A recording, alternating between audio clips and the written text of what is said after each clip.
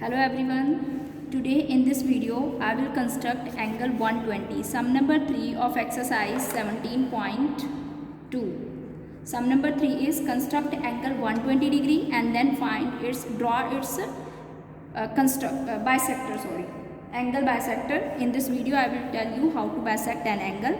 First of all I will draw the angle of 120 degree that you already know how to construct angle 120 degree. So I will take OB. First arc complete 180 degree. Okay. Now let it be X with X as center and OX as radius. X as center and OX as radius. So you will just measure and then you will draw the first arc. It is of 60 degree. And from this arc you will draw another arc of the same length, same radius. It is of 120 degree. So let it be T and let it be R. So it is 120 degree. You will just make it, join RO and produce it to A. Okay, you can write A here. So AOB is required 120 degree angle. Angle AOB is 120 degree. Okay, the first part is done where he has asked you to construct 120 degree. So it's very easy. 60 and 120 that you know already. Now I will draw the bisector of this angle. As you can clearly see that this T is the bisector of this OT. If I join is the bisector of 120 because half of bisector means two equal parts. Bisector, that line which divides this 120 into two equal angles, that will be 60. 60 will be two angles.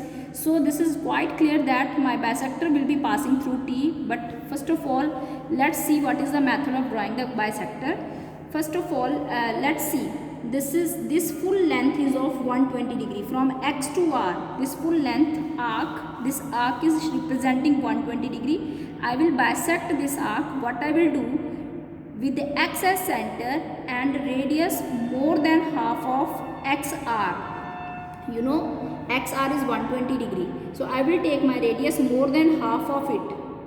For drawing the bisector, if it is length, if it is line segment or angle, in both the cases I will take the same step with the X as center and open your compass more than half of XR, full angle. So you will draw, you can open it as much as you can, but it should be more than half. So one arc from X, see students, one arc I have drawn from X and another arc I will draw from R because I am bisecting the angle RX.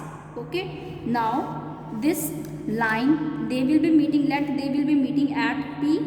Okay, so this point I will mark at P. So I will join my PO. And you will see that this is passing through my T because it is already 60 degree, that I already know. So this is the required bisector. OP is the required bisector of angle AOB, which is dividing it into two equal parts. You can measure this angle. This angle is 60 degree and this angle is also 60 degree. Yes. Okay. So OP is the required bisector of your angle. Thank you.